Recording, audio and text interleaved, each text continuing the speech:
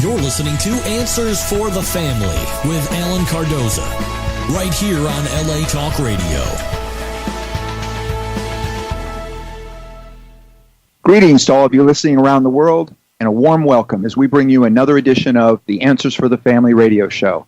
I'm your host, Alan Cardoza, and each week this show will address issues such as locating a runaway teen, family crisis intervention, building self-esteem, dealing with addictions, and many things that will improve our mental and physical health. And having over 30 years' experience working with families in crisis, I've been fortunate to meet and work with some of the top professionals of many of the helping fields and skilled authors who are working to make this world a better place for all of us. Now, for everybody out there, I'm looking for some show ambassadors. I would love to have people who will forward at least one of our shows to your social media group and someone that you know that can benefit from a particular subject. And I think this is one of those subjects that I think we probably all know somebody that could benefit from it. Now, I want everybody to know that I truly appreciate this, and this is just another way that we, as a group, can make a positive difference in the lives of others. Now, considering some of the negative aspects of what's been going on in our schools, our topic today is PTSD in youth. And I can't believe that that's going on.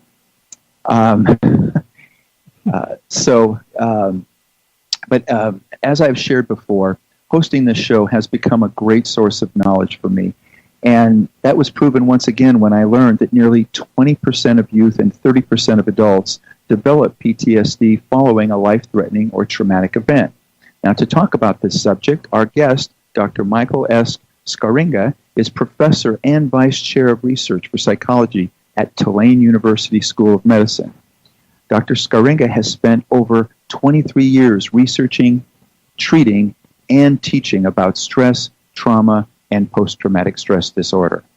Michael founded a public clinic, Child Counseling Associates. He started the Kid Catch Foundation and previously published a guide on PTSD for clinicians, as well as dozens of scientific articles on this very misunderstood topic. And he also gives lectures and training around the United States and internationally. Now, he is also the author of the book that I have just gone through and learned quite a bit. It's entitled, They'll Never Be the Same, A Parent's Guide to PTSD in Youth and Treating PTSD in Preschoolers, a clinical guide. In this book and on our show today, Michael demystifies issues associated with this diagnosis. He debunks myths and provides valuable direction on navigating the confusing maze of the mental health world to find appropriate care. Michael, thanks again for joining us here on Answers for the Family. It's my pleasure. Thanks for having me. All right. Well, I think to kind of jump right into it, when we're talking about trauma, I think that many people think of some things that we hear about in the news or very specific things, but I know that there's much more than that. But, what are some of the most common types of trauma children are subject to today? Yeah, we usually think of PTSD with adults like military combat, but unfortunately children can experience a lot of different traumas, such as physical abuse, sexual abuse, witnessing domestic violence against their mothers. Motor vehicle accidents is common. Other types of injuries and maybe burns. For small children, being attacked by a large dog can be a life-threatening experience. And of course, then there's natural disasters, man-made disasters, and unfortunately things like school shootings now. Yeah. Well, in the introduction, I mentioned some of the percentages of cases where trauma leads to PTSD. Are there different percentages for different types of trauma? That's a difficult thing to study, but we have, some guidelines to think that there are certain types of things that are more likely to cause PTSD than others just because of their severity. Things like rape is a much more personal and threatening thing than perhaps a natural disaster. Burns seem to be a particularly toxic type of trauma because they have the after effects of dealing with this skin grafts and surgeries and the physical manifestations. But besides that, it's hard to say that one is worse than the other. You might think motor vehicle accidents is kind of a single blow, kind of simple kind of trauma, but that's not. People have to ride in cars every day afterwards, and that can be something that triggers them. So I think a good rule of thumb is, about 30% for all types of traumas, people will develop PTSD. Now, you mentioned about the fact that most of us think of this as, military people coming back from combat. And yes, that's what we've been told. But why do you believe that PTSD is so under-recognized in children? Yeah, something we talk about in the book is that they've done 2 studies that showed that licensed clinicians miss the diagnosis of PTSD 90% of the time in people. I think there's several reasons for that. One is the avoidance issue. People don't want to talk about traumatic experiences. They can be embarrassing and shameful, and they're not going to bring them up spontaneously, so people have to ask the right questions. And I think clinicians have some avoidance because they don't want to upset their clients by asking about things like this. Another issue is that a lot of these symptoms of PTSD are what we call internalized. That means they're thoughts or feelings that are going on inside a person, and there's not something you can observe from the outside.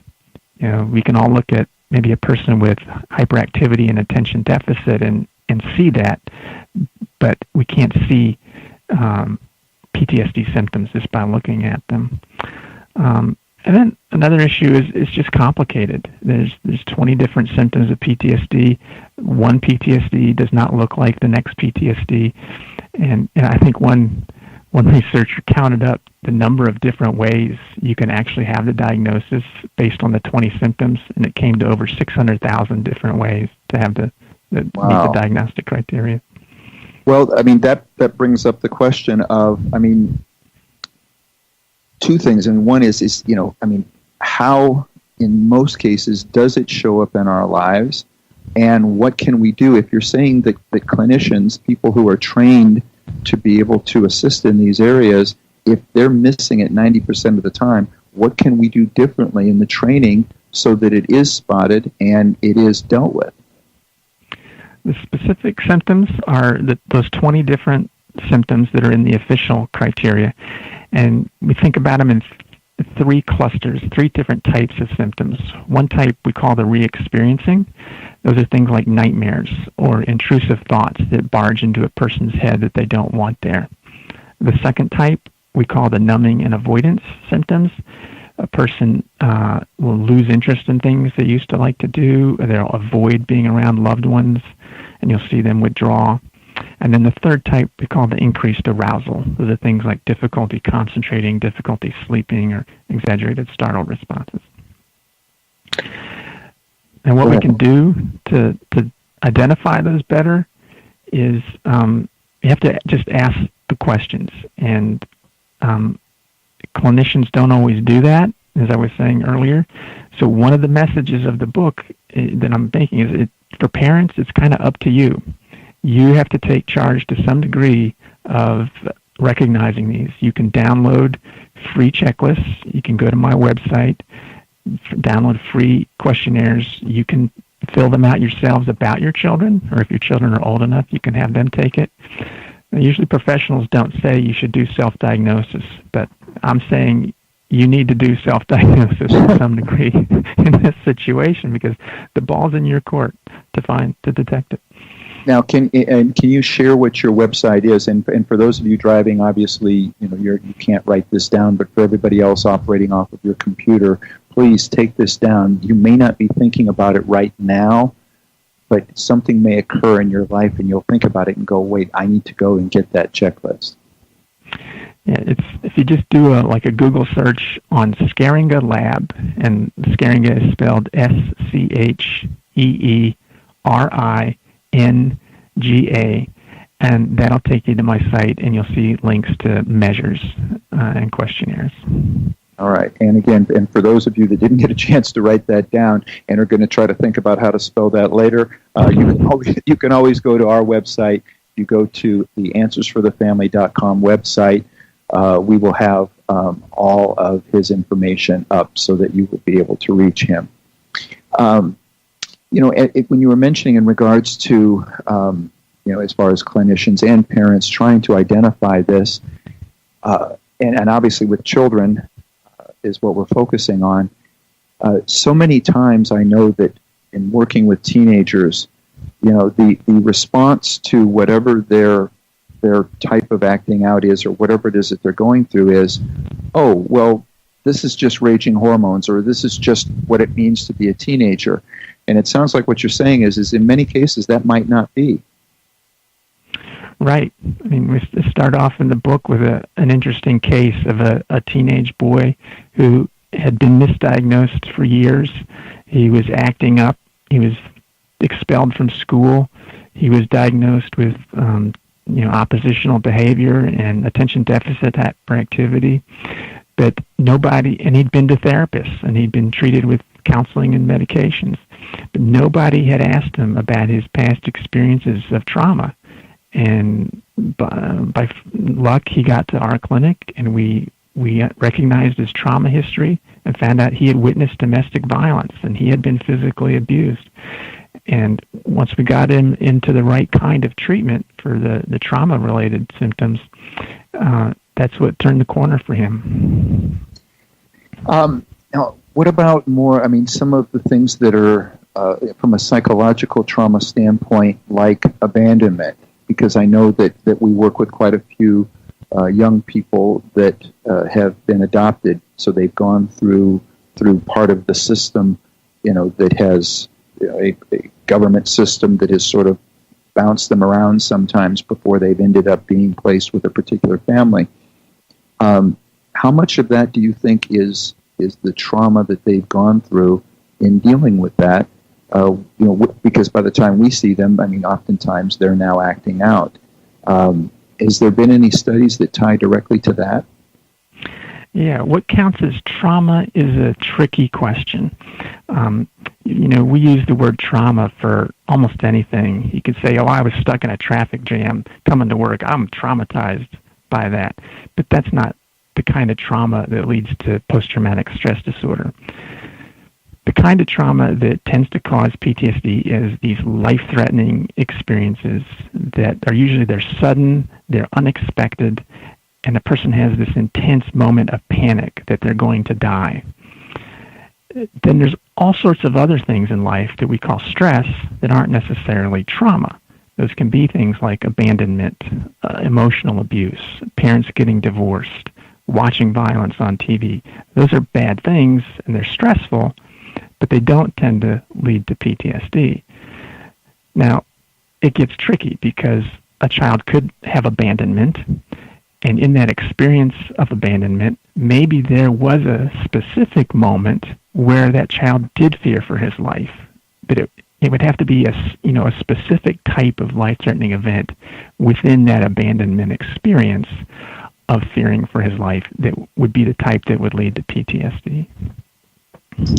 Well, we have a question that's coming in, and again, I want to thank those that take the time to send these questions in, either ahead of the show because you received the press release, or those that are sending them in like this, where you're either emailing them or instant messaging them in.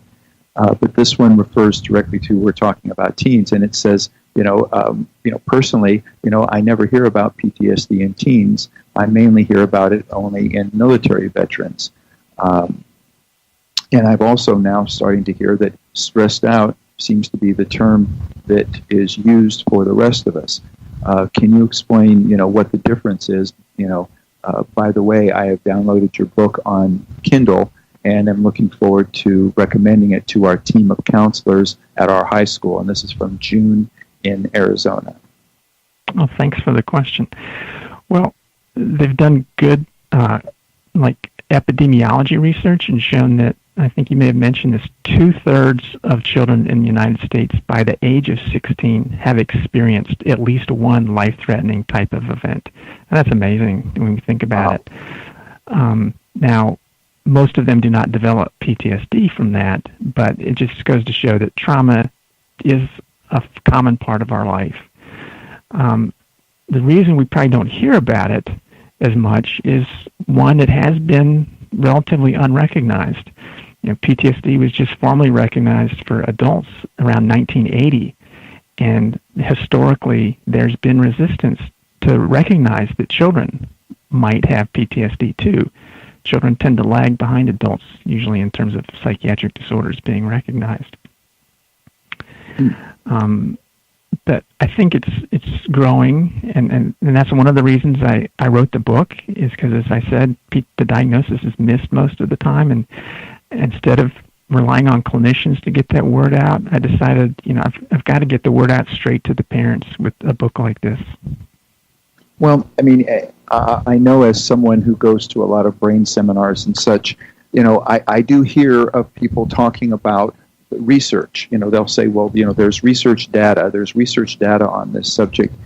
But it sounds like what you're saying is maybe much of this research data is maybe being misinterpreted, and if so, how? Well, there is some of it that's being misinterpreted. One of the things, if we want to talk about, is brain abnormalities and brain imaging, and the idea of whether stress and trauma damages a person's brain. I think that's one of the misinformation pieces that's out there, saying that trauma damages people's brains. There's problems with that research, and that it's what we call cross-sectional, and that people's brains have always been studied after the traumatic events, so the researchers don't know what the brains look like before the traumatic events.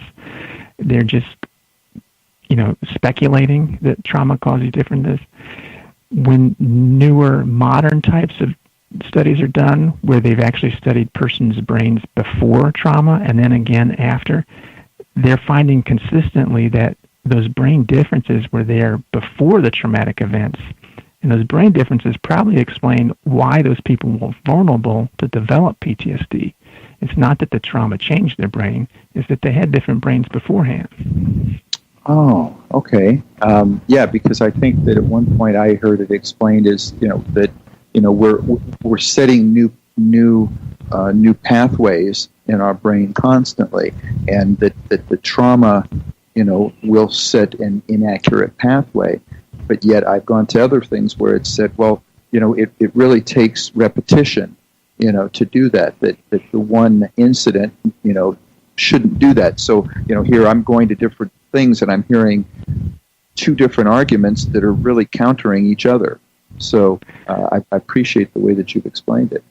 Yeah, and fair advertising, I'll say the way I'm presenting it is not the way most of the people are talking about it in the field right now. Most of the people are talking about it the way you're hearing it in seminars, that they believe that trauma damages the brain. But I don't think they're up to date on the more recent research that shows the differences were there beforehand. There you go, folks. We're getting some cutting edge stuff. Now, from the standpoint of dealing with children, and I'm always trying to be focused on the show with what can we do to improve things, or in this case, what are the best kinds of treatment that can be done for children, and for those parents out there that are listening, or those professionals that are listening, thinking, what are some of the things that maybe aren't being done that can now be done? There are specific types of treatment you want to look for if you're a parent who's in the process of trying to find treatment for your child.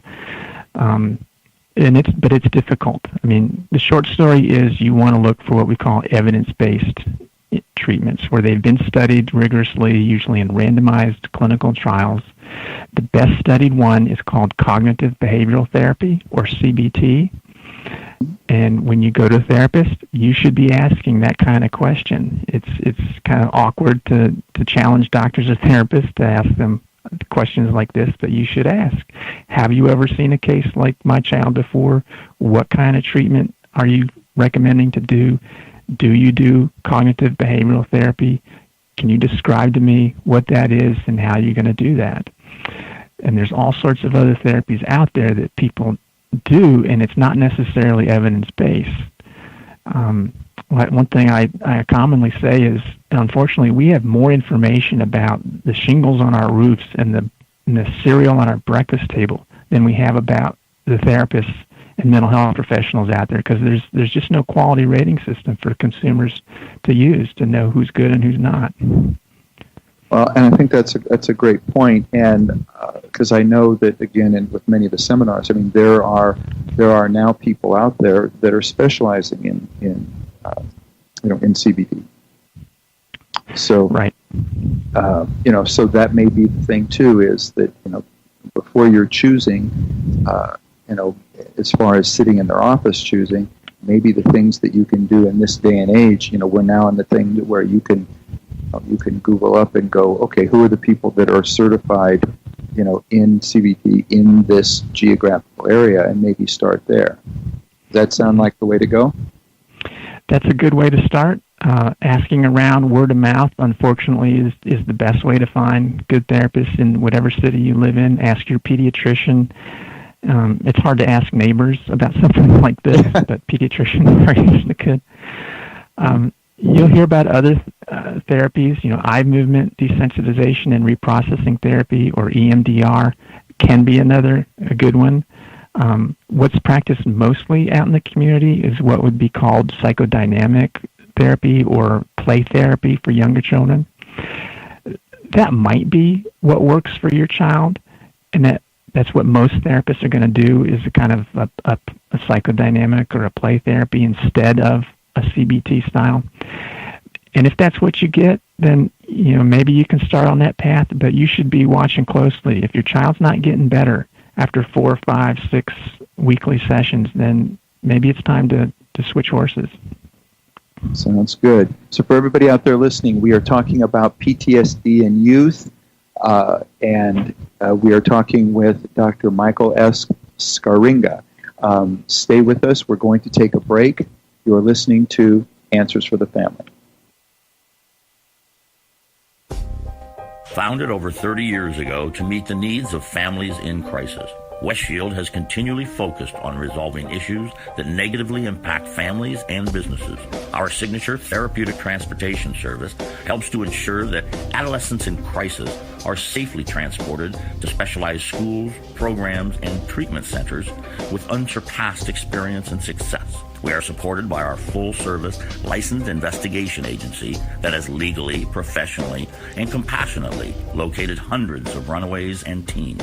We are experienced and qualified to help, offering solutions which may include referrals to our international network of top professionals in the fields of educational consulting, psychology, psychiatry, and investigations.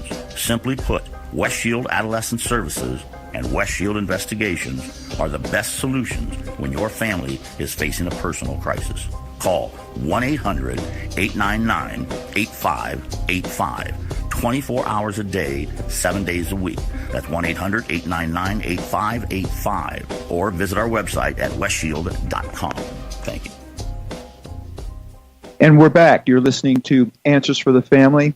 And our subject today is PTSD in youth. And actually, while we were on the break, an email came in with a question from someone who's listening that says, my child is scared to go to school after watching television and seeing these shootings that have gone on. What do you think I can tell my child to make them feel more secure and more comfortable in going back to school? Well, one thing I want to let you know about is I just, on Saturday, after the Santa Fe High School shooting, posted a blog with 16 tips for talking with children after a school shooting. And you can go to psychologytoday.com and look on my name, and you'll find it. It depends on each situation. If this listener has a child who's already worried and refusing to go to school, so it sounds like we're talking about a safety issue.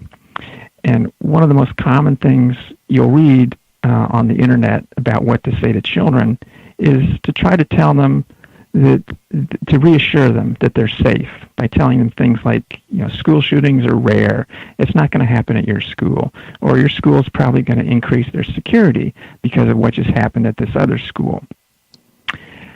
I don't think that's necessarily the right thing to say to children. I know that sounds a little counterintuitive, but this child already knows that a shooting at the school is possible. They just watched it on TV. They just watched it at another school where the students believed it couldn't possibly happen at their school. So it's kind of like the cat is out of the bag, that it is possible. And children don't really want to know the odds. They want to know what to do in case something does happen. So I would suggest saying, hey, yeah, it is scary, but let's talk about what would you do? What's the plan if something scary happens? Okay.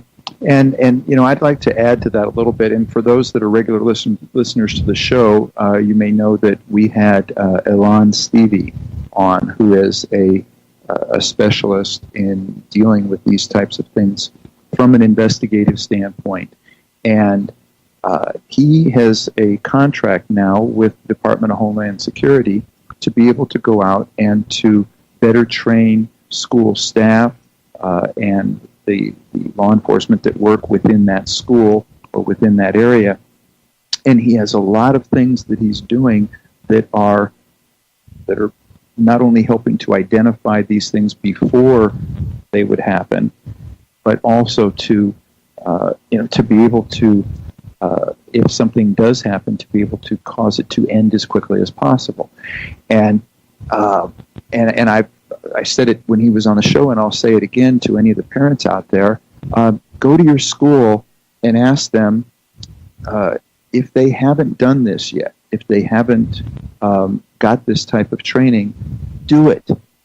It's not coming out of your school budget. Homeland Security has already agreed to fund it, so it's just taking the time to set it up. And he brought up a great point when he was on the show, and that was, throughout the school year, we do whatever it is, 2, 3, 4 fire drills. But when's the last time there was a major fire in a school? But yet these things are happening, and yet they don't want to do a drill for it, to be able to better prepare people for it. So that's one of the things that I want to add, is that, yes, it's great to be able to now learn and understand what are some of the things we can do after a child's gone through trauma, but let's also be proactive, as parents and teachers or administrators, to see what we can do ahead of time so that it doesn't happen again. That's a good point. I can imagine schools would not want to do drills because they think it might make their students nervous. Exactly. But students already know that it's possible. You're not planting ideas in students' heads by having a drill, Yeah, I couldn't agree more. Now, one of the things that I mentioned in the beginning of the show is that there are some myths. So share with us what some of the myths are about children and trauma, and ones that are accurate and ones that aren't. Well, one is, we kind of touched on earlier, is for a long time people have refused to believe that children could remember enough to have PTSD, or could remember enough to know that they had been traumatized. And we know that children can remember things about their lives and develop PTSD from about the age of 3. Those are the youngest reported cases, and I actually specialize in these younger 3, 4, 5, 6-year-olds. They have all the skills at that point that they need, verbal skills, memory skills, to remember what's happened to them. And if you all think back on your personal lives, what's the youngest memory you have about your own life? And it's probably around the age of 4 or 5, and it's probably something negative that happened. That's when we can start remembering. Another one of the myths that come up a lot is about parenting. I'd like to address that one a little bit. Unfortunately, our field of psychiatrists and psychologists has been unfortunately bad about blaming parents for their children's problems. In the 1950s, our field blamed parents for autism.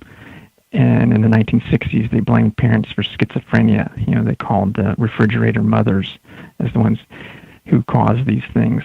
And now we know that that's not true, that autism and schizophrenia arise because of genetics, mostly. But that parent blaming phenomenon just isn't going to die, and it keeps looking for new things to blame. And PTSD, unfortunately, is one of those, where parents often get blamed for the children's PTSD because the parents weren't sensitive enough or warm enough. And I want to tell parents that that's just not the case. Parents can be really important for helping their children get over things and helping children in therapy. But if you're in a situation with a therapist, with your child in therapy, and you're feeling blamed by the therapist for your child's problems, you need to push back on that. Okay, and we have another listener question that's coming in right now. This one reads, my 10-year-old daughter was followed and asked to get into a van of a man. Fortunately, she, as we've told her in the past, ran home. Our issue now is she doesn't like to be alone in public.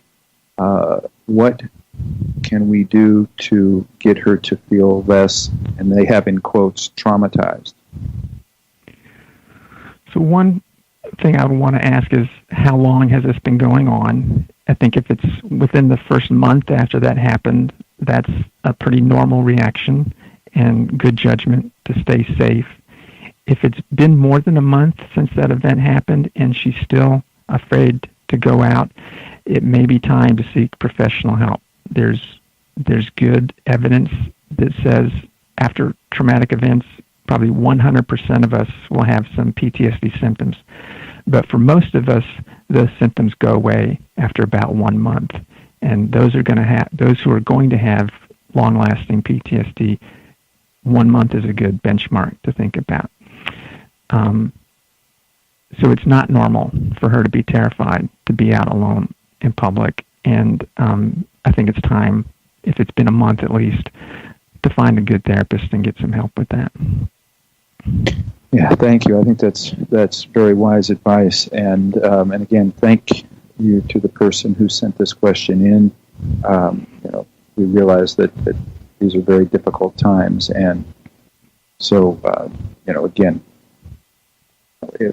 I would take heed to what the doctor is saying, and also now you have things on your website. So if they're not ready yet to look for counseling or whatever, are there things on the website or things in the book that you feel could also be beneficial?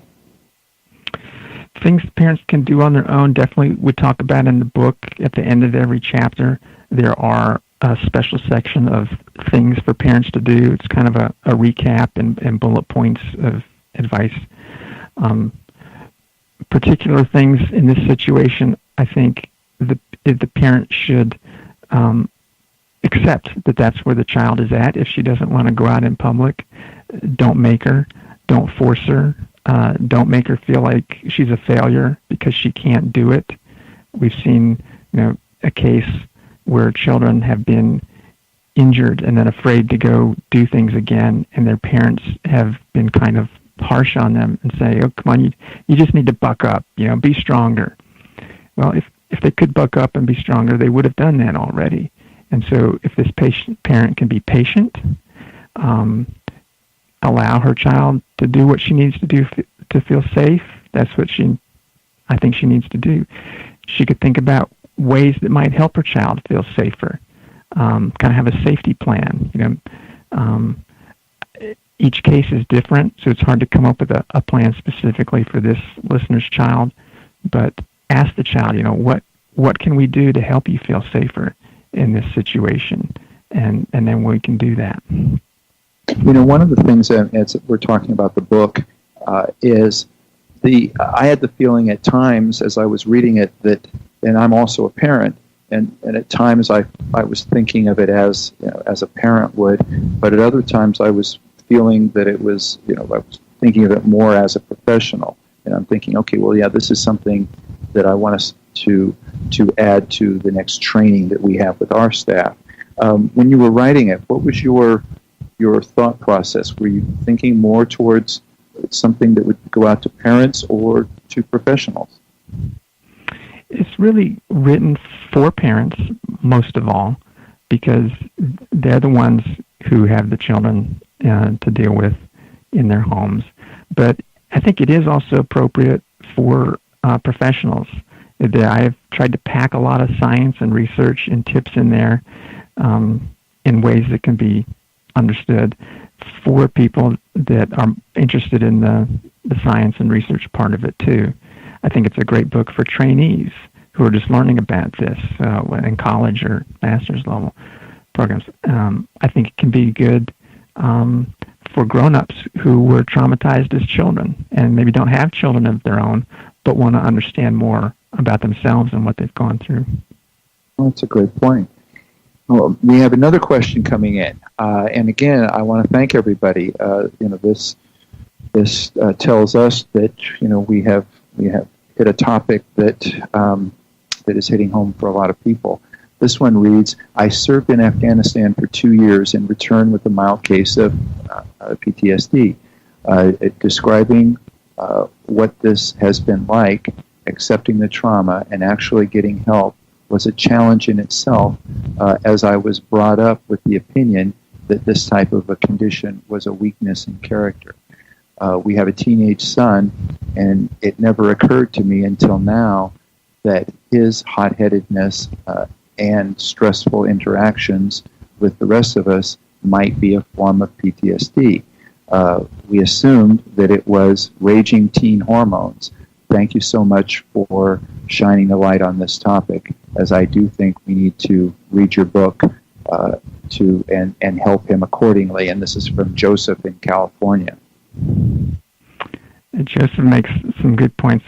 I think one of those is that people feel like they can't tell other people about what they've been through. Sounds like maybe after his war experiences, he didn't feel like he could talk to anybody about it.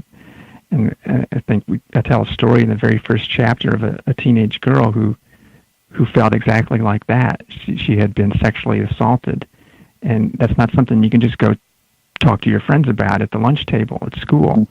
And and that's where we get the title from the book. This girl was telling her therapist, she says, I'm never going to be the same after what I went through, and I can't tell anybody about it. And maybe that's how this Army veteran felt, that, how does he talk to his wife about these things? And he should realize it's not just a weakness. It is, he's just unfortunate, perhaps, that he had a genetic vulnerability to develop PTSD. And, however he is, that's a strength for him in some areas. Unfortunately, it may have been a weakness that helped, allowed him to develop PTSD in this sense. But it's not a moral weakness. It's not a psychological weakness. It's more of a genetic weakness kind of thing. And do you find that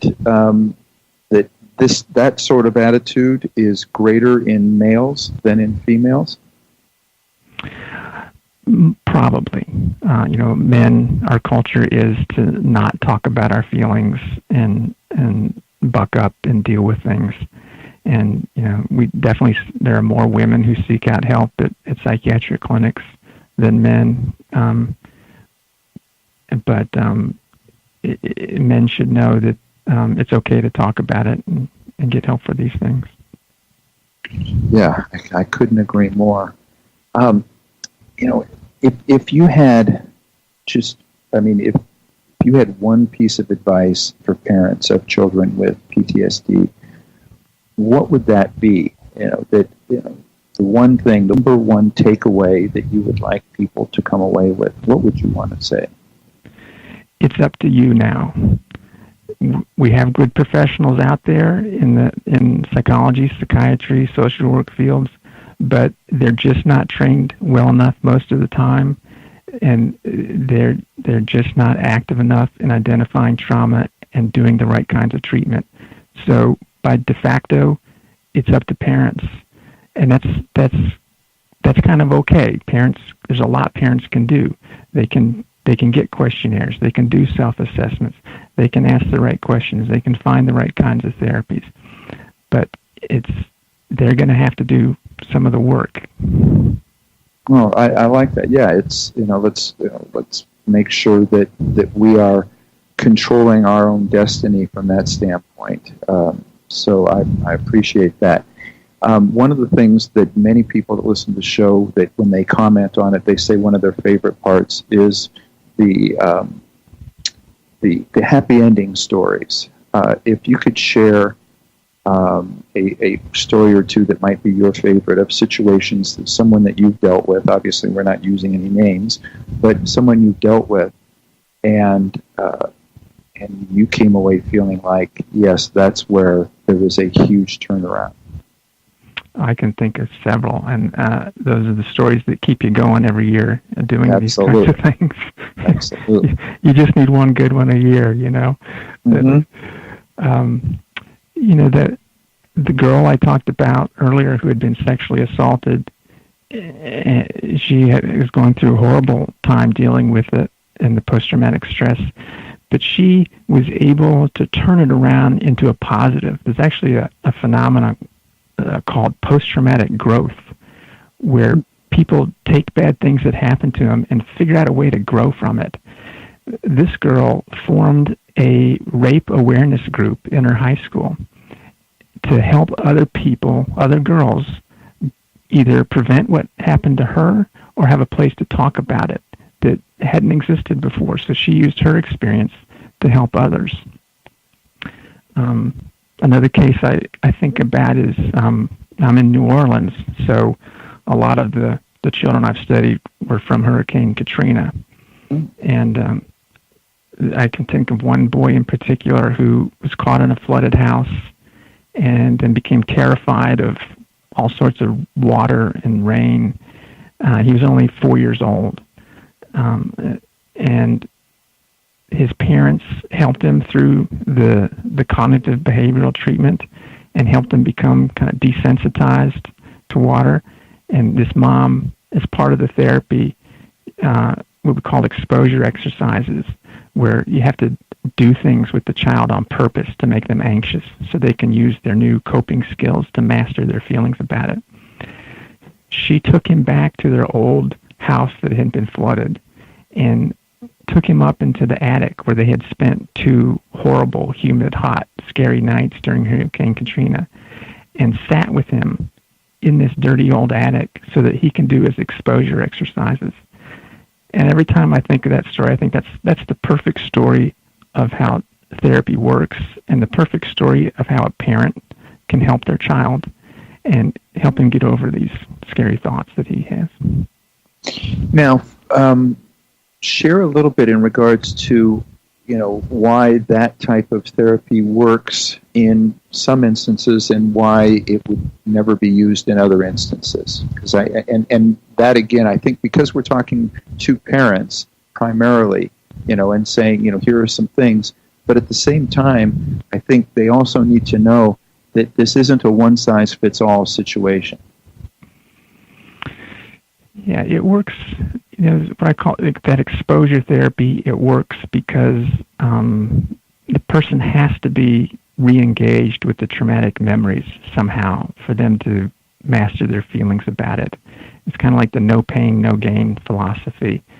It sounds kind of cruel in a way that we have to re-expose people on purpose to their traumatic memories, but that's the way they get better most of the time. And if it's done in a gradual way and in a controlled way with new coping skills in place, then it doesn't make people worse. It usually works out for the best. For 75% of people who do this kind of cognitive behavioral therapy, they get pretty good improvement. All right, and then so give us an example of one that is using a different therapy, another success story. Well, there's another type of therapy called eye movement desensitization and reprocessing therapy, which doesn't depend on the exposures so much in real life. It's more done in an office-based and having people remember and visualize their traumatic memories. And that can work well for people who can't go back to the actual place where their trauma happened, and they can work with it just in the office setting. Well, I got to tell you, Doctor, this I think is just such a huge subject. It's a huge topic right now, and I'm just so appreciative that you're out there. So again, for everybody out there, the book is "They'll Never Be the Same: A Parent's Guide to PTSD in Youth and Treating PTSD in Preschoolers." It's a clinical guide, and I assume it can be gotten anywhere. Is that correct? It should be at all your local bookstores, but if it's not, of course, you can always go to Amazon.com. Okay, and if anybody would like to get in touch with you, what is the best way for them to get in touch with you or to reach you? I'm pretty easy to find on the internet. If you just Google my name, you'll probably find a website of me at Tulane University School of Medicine. You can find my email there on my website. It's not, I don't hide it. It's mscheer@tulane.edu. All right. Well, again, thank you so much for coming on. And again, for everybody out there, if you feel that you have a child that has gone through this, get the book, check it out, see if there's some things that you can do. But also, if you know somebody, that's, I think, the other thing. And I have found it's just been a blessing that I get the ability to talk with these people and to learn more about what's going on, and which also means that I get the book as well. And I have found one of the greatest feelings that I've had is that when I meet somebody that starts telling me about a particular story, and I go, you know what, I think I have the book that you can read that will help, or point them in a direction. I think that's one of the things that we can all do, and continue to spread the good news. So again, thank you so much, and for everybody out there, please be sure to put us on your calendar and tune in next Monday when our guest will be Scheeringa to discuss the new book, You Play the Girl. This book is on Playboy bunnies, Stepford wives, train wrecks, and other mixed messages. And please visit our archives of past interviews at AnswersForTheFamily.com, or you can subscribe to the show through iTunes, Stitcher, or YouTube.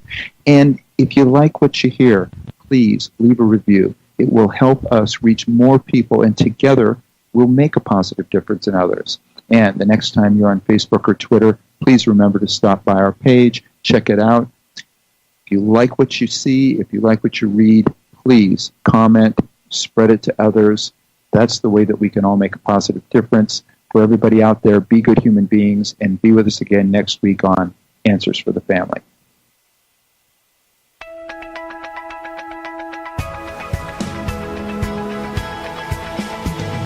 You're listening to Answers for the Family with Alan Cardoza, right here on LA Talk Radio.